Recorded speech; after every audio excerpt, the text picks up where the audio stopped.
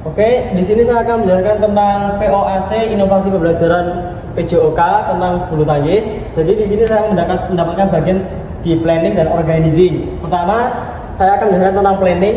Yang pertama ada mengidentifikasi kebutuhan peserta didik terkait kurangnya penguasaan teknik dasar seperti grip atau raket, footwork, dan pukulan dasar. Jadi di sini guru itu mengidentifikasi kebutuhan peserta didik untuk melihat kemampuan siswa dalam teknik yang sudah saya sebutkan tadi.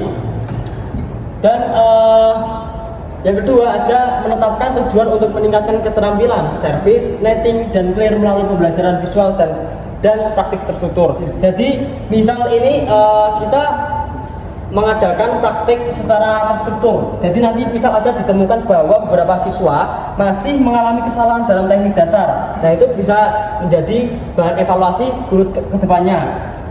Misalnya kayak pegangan yang terlalu kaku, atau posisi kaki kurang seimbang, atau pola gerakan yang belum tepat. Untuk yang ketiga ada mengembangkan model pembelajaran yang memadukan video demonstrasi teknik dengan latihan bertahap di lapangan. Jadi di sini guru melakukan mengidentifikasi kebutuhan ini menjadi acuan penting untuk menyusun strategi dalam pembelajaran PJOK terutama di bulu tangkis yang sesuai agar siswa itu dapat memperbaiki teknik secara bertahap. Jadi kesimpulannya dari planning ini guru itu melakukan observasi atau mengidentifikasi mulai dari teknik dasar seperti tadi grip, raket, footwork, dan pukulan dasar. Nanti guru bisa mengevaluasi untuk kedepannya. Jadi juga guru jangan lupa ini menerapkan atau memadukan video demonstrasi teknik dengan latihan bertahap di lapangan. Jadi nanti siswa-siswi itu diajarkan, dilihatkan dulu video demonstrasi, nanti baru dipraktikkan ke latihan lapangan untuk secara bertahap. Oke, yang kedua ada organizing. Jadi organizing ini tahap untuk mengatur bagaimana proses pembelajaran berjalan secara efektif dengan pembagian peran dan struktur kegiatan yang jelas. Yang pertama ada di sini kelompok kami menyimpulkan ada 3 poin. Pertama ada guru PJOK berperan sebagai fasilitator yang mengatur jalannya proses pembelajaran. Jadi di sini guru PJOK itu tidak hanya sebagai pemberi instruksi, tetapi juga bertindak sebagai fasilitator yang menyediakan model pembelajaran dari peserta didik atau yang mengarahkan proses belajar. Yang kedua ada siswa dibagi menjadi beberapa kelompok kecil berdasarkan pada kemampuan awalnya. Di sini guru itu memastikan materi disampaikan itu sesuai tahapan dan memberikan arahan saat latihan, mengoreksi kesalahan gerak dan membantu siswa menyesuaikan tekniknya. Jadi di sini juga guru itu mengevaluasi atau memberikan arahan kepada gerakan-gerakan siswa yang salah menurut gurunya. Yang ketiga ada setiap kelompok difokuskan pada satu jenis teknik berbeda. Dengan peran ini guru itu menciptakan lingkungan belajar yang aktif, terarah, dan aman. Oke, untuk selanjutnya dari POAC ada aquating atau action.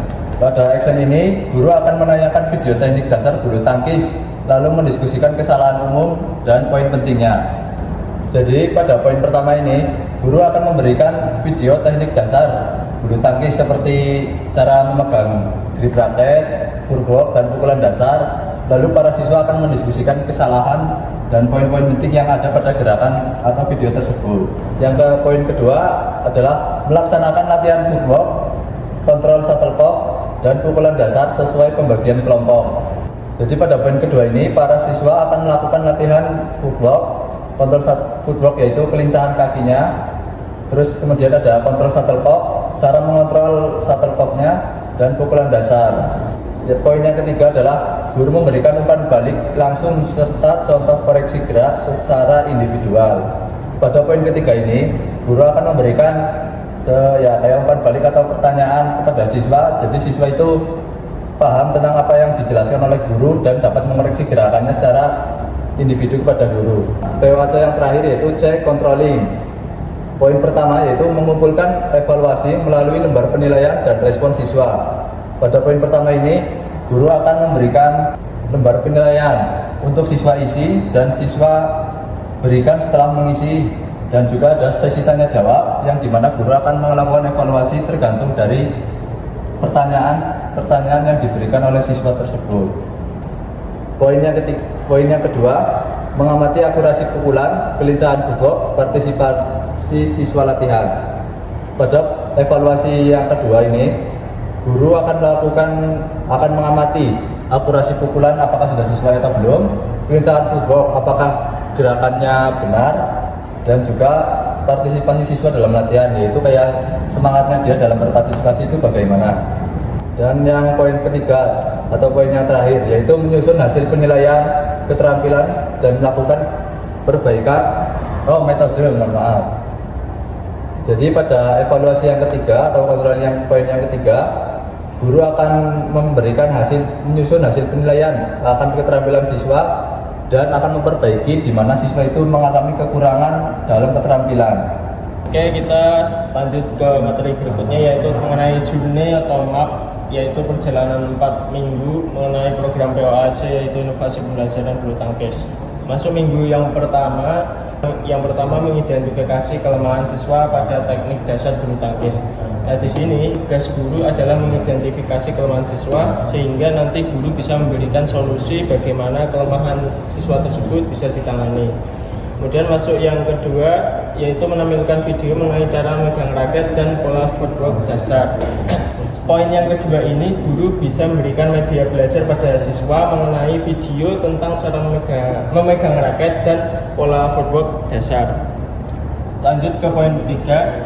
Di sini adalah diskusi konsep gerak dari sisi kognitif mengenai keseimbangan posisi tubuh dan prinsip pergerakan.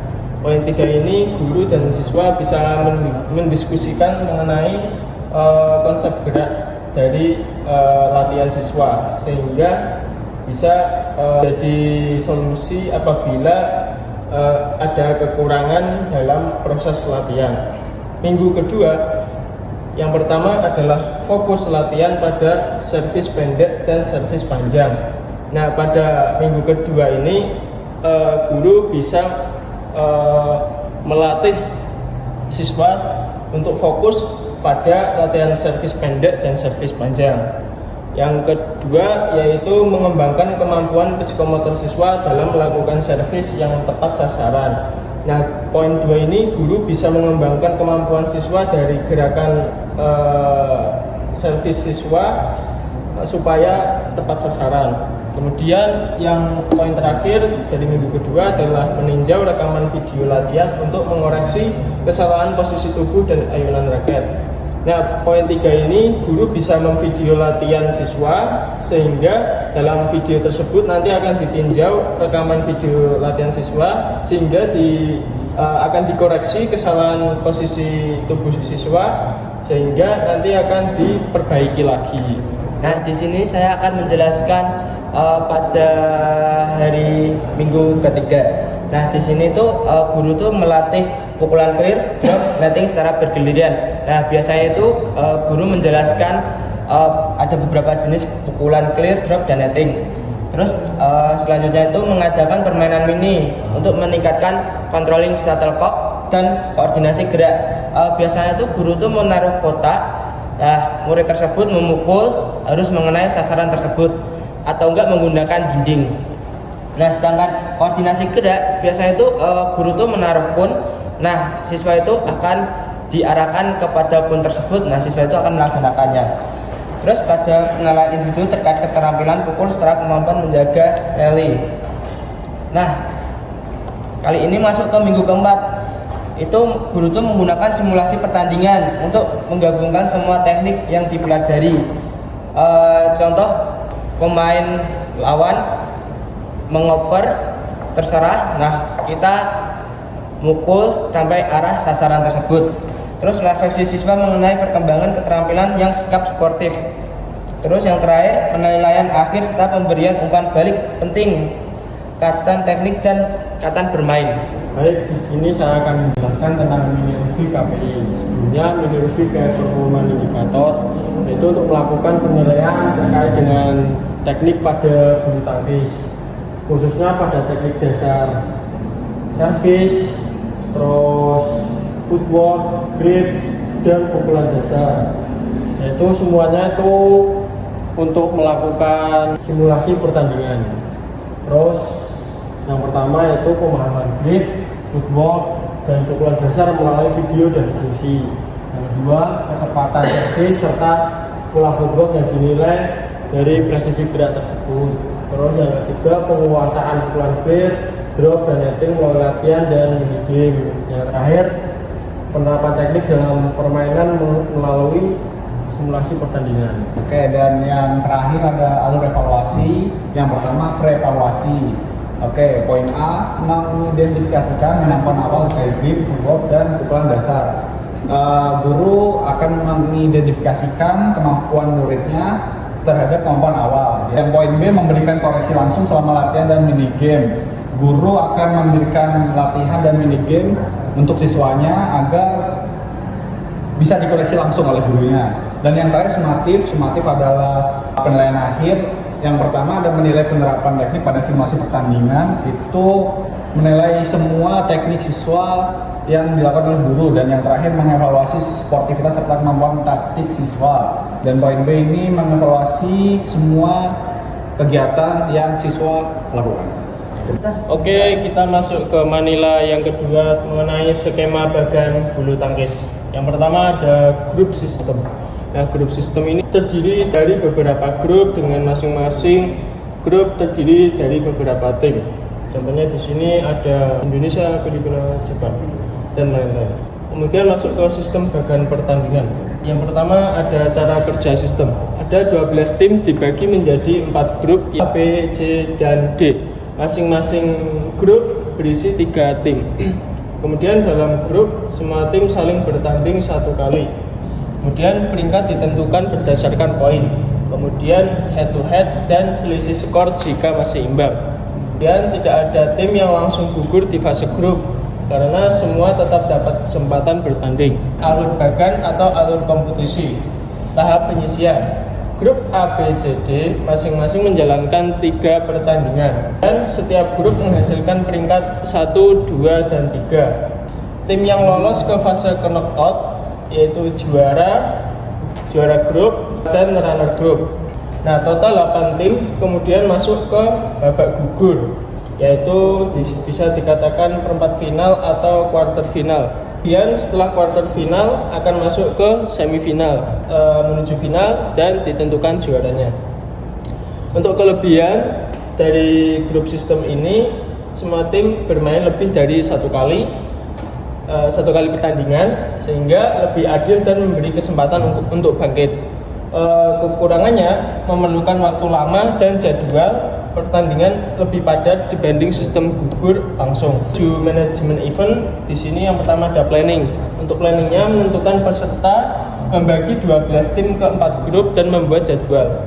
Kedua yaitu organizing, yaitu membagi tugas panitia dan menyiapkan wasit serta pencatat skor. Ketiga yaitu actuating. Di sini pertandingan fast group berjalan, semua tim bertanding untuk mengumpulkan poin. Dan terakhir adalah controlling, di mana kita mengecek kelancaran pertandingan, mengontrol klasemen dan menentukan tim yang lolos. Oke, selanjutnya adalah Swiss System 4 ronde 12 tim. Swiss System sendiri adalah bagan tanpa gugur. Cara kerja sistem tidak ada tim yang gugur. Dan yang kedua, pairing tiap ronde berdasarkan tim menang kalah yang sama. Dan yang ketiga, tidak boleh bertemu lawan 2 kali. Dan yang terakhir, setelah 4 ronde dihitung skor plus tiebreak buncos.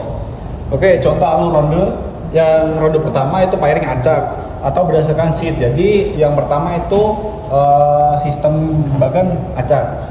Ronde kedua sampai ronde terakhir itu bisa, contoh katakanlah tim 1 banding 0 dan seterusnya. Dan yang terakhir setelah 4 ronde ambil 4 tim terbaik untuk masuk playoff.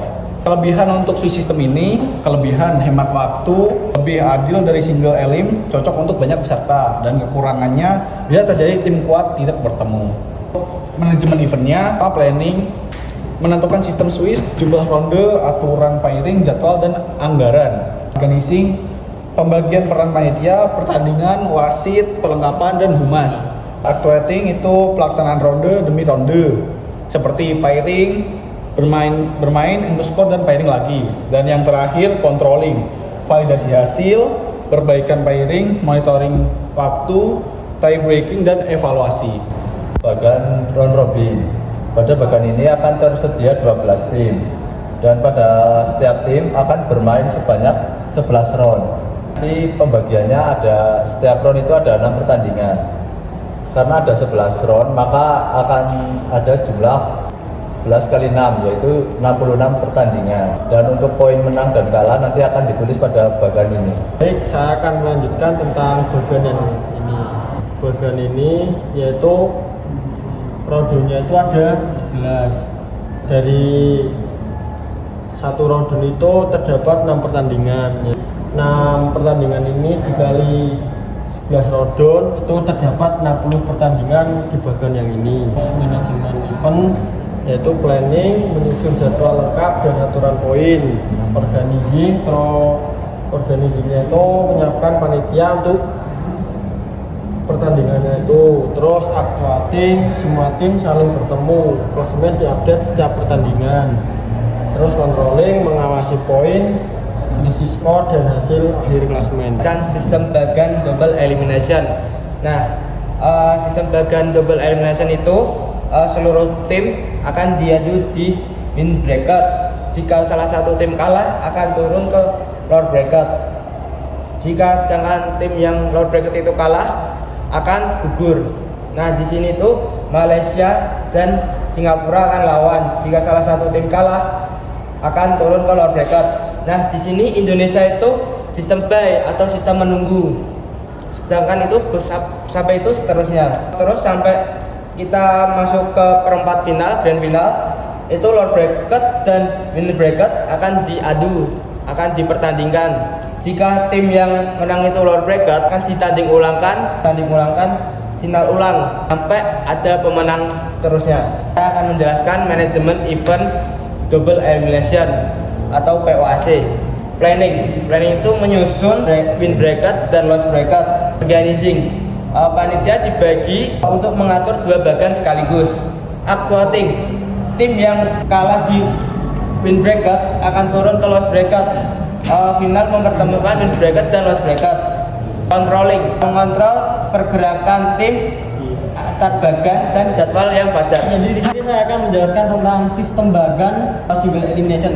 Jadi cara kerja sistem bagan single elimination ini, tiap tim yang kalah tuh masuk gugur. Jadi sistemnya knock out. Idealnya sistem gugur itu 8, 16 sampai 32 tim. Maka di sini kami membuat 12 tim sesuai dengan ketentuan dari dosen. Jadi 12 tim ini butuh 4 bye atau 4 tim yang menunggu untuk mengisi bagian atau untuk mengisi bagian 16 slot tadi. Untuk tim dengan ranking atau set lebih tinggi biasanya itu mendapatkan bye. Misal nih, kalau kami ini di Indonesia ada dapat set yang kelima, jadi otomatis yang set tinggi itu Indonesia tuh mendapatkan sistem yang baik. Jadi untuk alur bagannya ini, babak pertama yang ini yang kecil, yang kotakan kecil ini 8 tim bertanding sampai ditentukan 4 pemenangnya. Untuk 4 tim yang menang tadi atau 4 tim lain dapat bye seperti Indonesia, India dan lain-lain, langsung ke perempat final atau quarter final.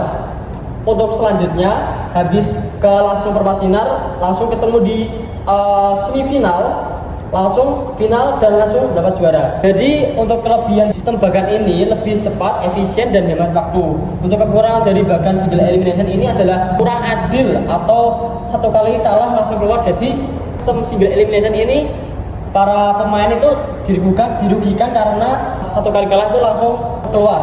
Manajemen event di sistem bagan single elimination ini yang pertama ada planning. Jadi planningnya itu menentukan jumlah peserta. Jadi di sini kita menentukan jumlah pesertanya ada 12.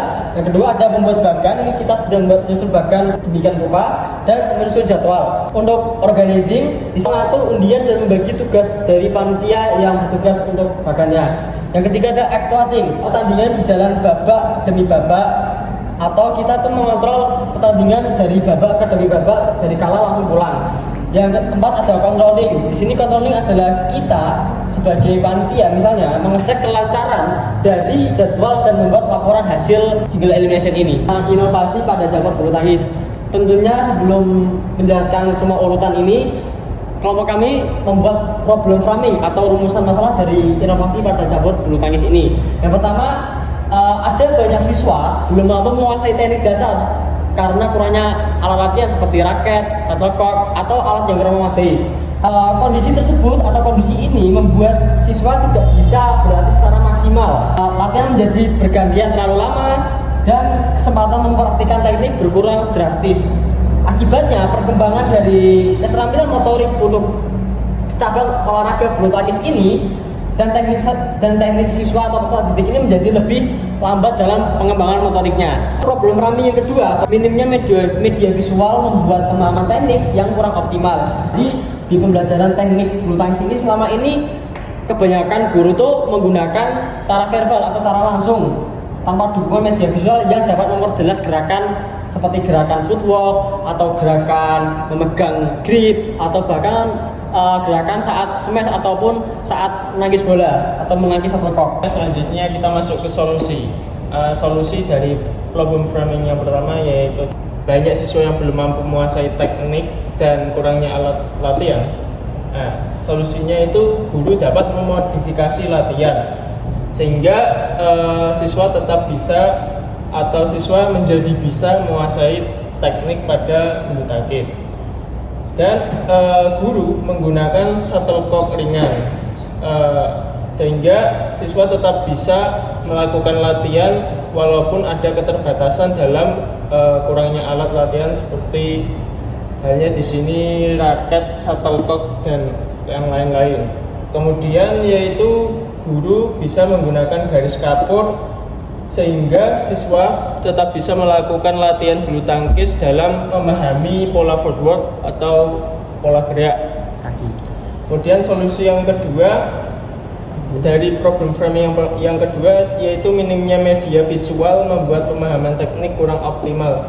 Nah, solusinya guru dapat membuat video demonstrasi sederhana menggunakan ponsel dan media visual seperti sketsa pola langkah yang dapat membantu pemahaman siswa terkait pola gerakan sehingga latihan siswa menjadi lebih efektif dan optimal. Oke, yang selanjutnya ada roadmap POAC. Roadmap sendiri ialah peta jalan atau peta panduan yang merupakan rencana terperinci atau strategi visual untuk mencapai tujuan tertentu. Roadmap POAC terkait bulu tangkis ini adalah keberhasilan program dilihat dari peningkatan kecepatan pukulan atau ketetapan, kelincahan footwork, serta antusias siswa dalam pembelajaran berbasis video dan praktik. Selanjutnya yang terakhir yaitu evaluasi. Yang pertama, program efektif karena demonstrasi visual dan latihan terarah membantu siswa memahami gerakan lebih tepat. Terus yang kedua, modifikasi alat membuat pembelajaran lebih hemat biaya namun tetap sesuai standar PJOK.